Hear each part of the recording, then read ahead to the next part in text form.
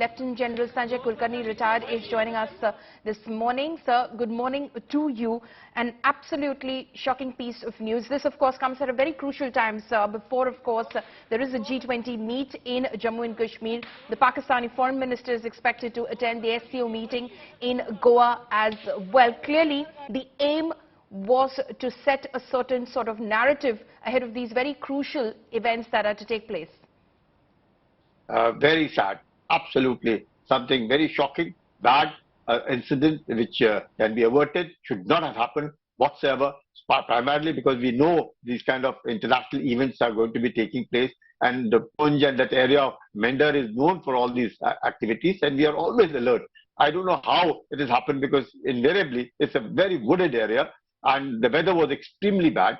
But then whatever it is, the terrorists are bound to use this kind of weather conditions, and they would have, wrecked that area so often. And then they found this vehicle which was fired upon, probably some grenade thrown, which led to this fire incident. I think we have to be very, very vigilant, primarily because we seem to feel that we have got, peace, and the way the tourism is sort of sectors booming in Srinagar Valley. Then probably some, maybe, I feel, I don't think so, but there should be no complacency, because Jammu district, much however it may be, is one of the areas which remain peaceful, but we've got to be very, very vigilant, because once Valley is under control, we must ensure that this entire district, be it Rajouri, be it Poonch, be it Doda, be it Kishtwar, be it Riyasi, Udhampur, all of these districts in Jammu region must be seen, and there should be no complacency and not even talk of denuding troops under any circumstances,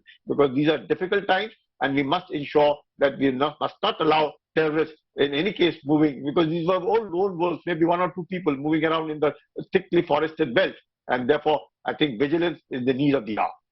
Vigilance is the need of the hour, sir. You're saying, of course, this on the basis of course, the incident that took place. This seems, as you have also hinted at, sir, that this seems like a planned ambush. What can be done on the ground in order to ensure that this sort of a tragedy doesn't happen? This was a small convoy of 2 to 3 vehicles that was passing through. The statement from the Northern Command, in fact, suggested that possibly the terrorists, the unidentified terrorists, took advantage of the ground situation. There was low visibility. There was heavy rain in the area. It's a wooded area you're talking about. What can be done so that we can avert such an attack in the future, sir? We have no option. We have to patrol the entire area. We must make sure that at least minimum 100, 200 meters from wherever the convoy move, they have to be totally clear, and there is no question of any movement. We do it, and it's a part of the SOP. Everybody must be doing it.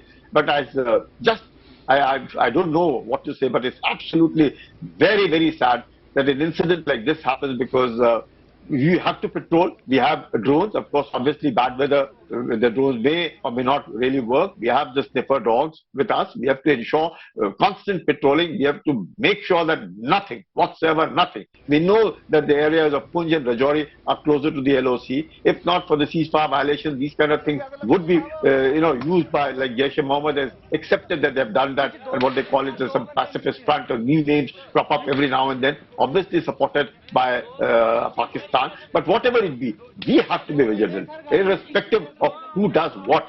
We must ensure these kind of incidents don't occur, and we are absolutely vigilant. But this kind of a thing, I think, to be ambushed by a terrorist, I think we really need to look in and ensure no complacency whatsoever.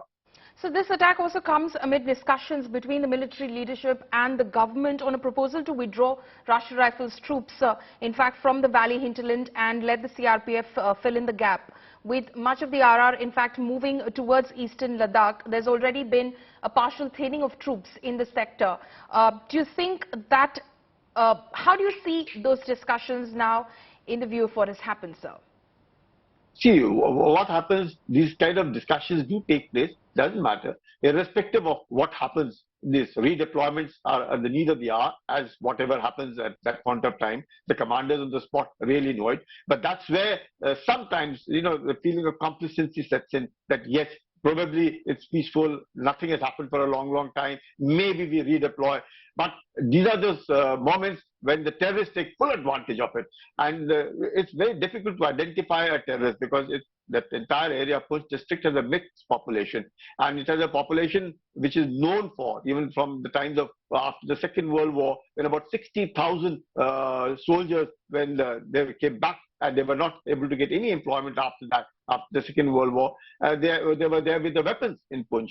And that is where we have to be very, very careful. All these districts which are joining the line of control, we have to be vigilant. There is no denying the fact. We have to patrol the areas, irrespective, be it bad weather or whatever it may be. There is no option, but we must not allow such incidents to occur, because definitely the terrorists seem to feel, wow, they've been able to do something which it was impossible for them.